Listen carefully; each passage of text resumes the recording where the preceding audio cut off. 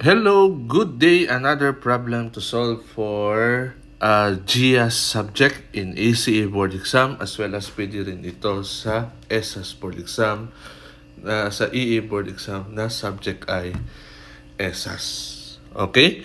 Now, basahin ko po yung problem. Yung problem po natin ngayon is calculate the number of photons of red light that an electromagnetic energy of 3 times 10 3 times 10 raised to minus negative 18 joules represent, and with the Planck's constant 6.63 times 10 raised to minus 34 power joules second.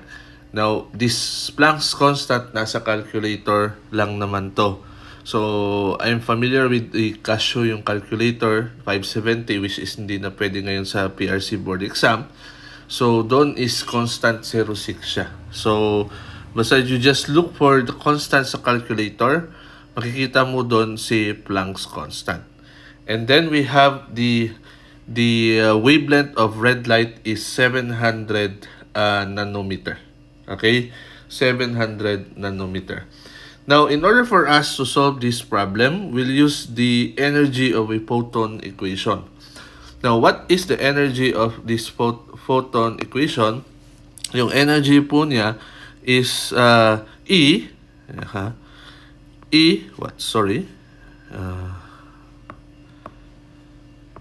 Yung energy of a photon is E equals to HF. Okay? E equals to HF. Where F equals to what? Where yung F equals to, ano yung value ng F? That is C over lambda. Ano yung C class? Yung C is the speed of light, and lambda, that is the wavelength. Take note that the wavelength is given in the problem. No? Yung wavelength po is given in the problem na 700 nanometer. Yan po yung wavelength natin, 700 nanometer. Now, therefore, the energy of a photon is what? E equals to H times C over lambda, or E equals to HC over lambda. Okay? HC over lambda. Okay? Now, ano yung H given sa problem? That is the constant 0.6 calculator, or yung H natin from the problem is H equals to 6.63 times 10 raised to negative 34. Okay? Ayan po yung H natin. And then yung lambda, ito po yung lambda. Okay? So, diretso na. Diretso na kasi yung C naman natin is 3 times 10 to the 8 meters per second. That is the speed of light. So, what we will do right now is what? Is substitute all the given. So, in order for us to calculate the energy of a single photon. Okay? The energy of a single photon. So, therefore, in order for us to calculate the energy of a single photon, we have E equals what?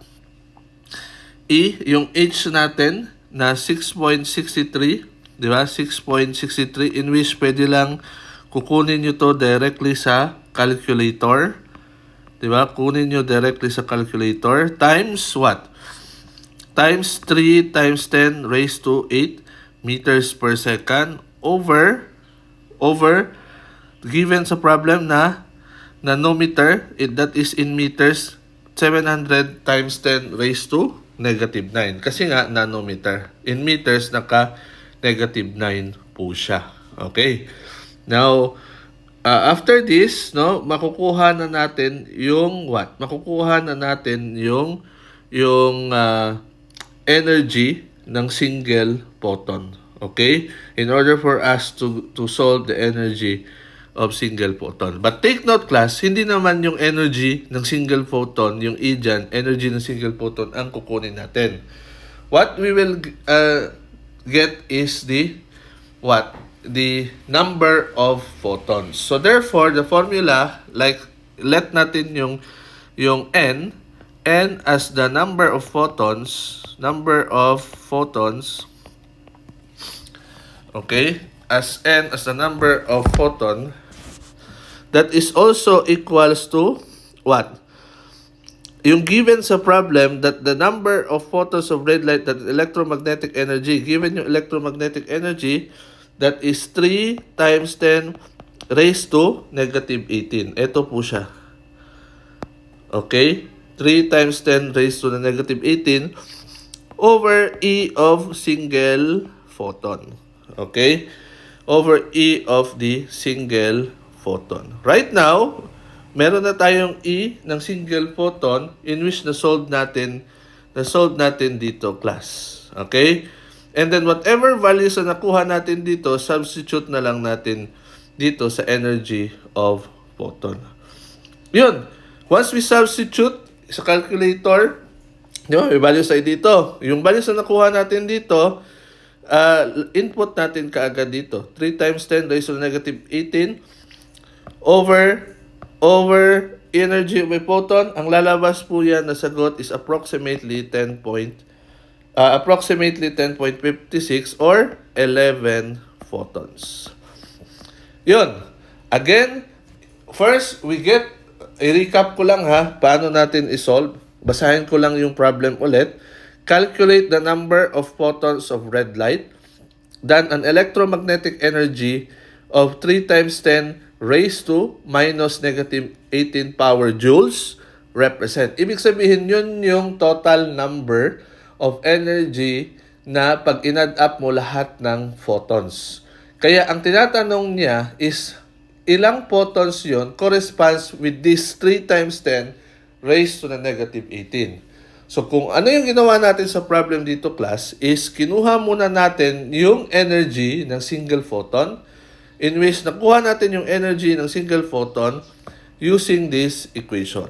Okay? After nun, pagkuha natin ng single photon, the number of photons equals the total energy over the energy of a single photon. Kaya nakuha natin yung number of photons na hinahanap sa problem. So therefore, the correct answer here for this problem po, class, ay letter C. Okay, that's it. I hope you learned something and it's very clear po yung pagkaka-explain at pagkaka-solve ko po. And if you have questions or if you have a suggestion na problem na gusto nyong isolve ko po, just comment down below sa baba ng video nito. And thank you and have a nice day to all of you. Thank you. Bye-bye.